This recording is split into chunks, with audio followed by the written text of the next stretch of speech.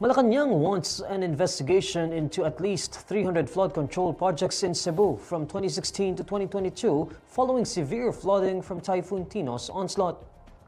The typhoon lashed Cebu on Tuesday, November 4, submerging huge parts of the province following intense rains. Cebu Governor Pam Baricuatro highlighted on social media the government's billion-peso flood control project for the province.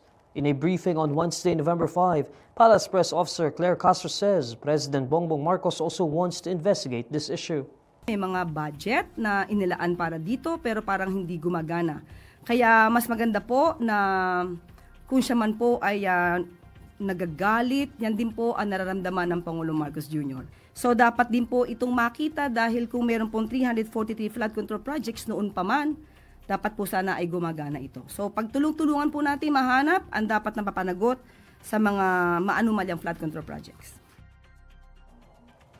The palace official also encourages the governor to provide any facts or data she has regarding these projects to help the government with its probe.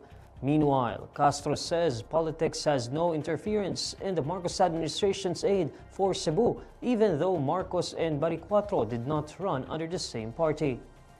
Kahit naman po hindi kaalyado ng Pangulo, kahit anong kulay po niyan, ay Pangulo po ay handang tumulong kahit po kanino. Noong nakaraan lamang po, napabalita rin po na pumunta ang Pangulo sa Cebu.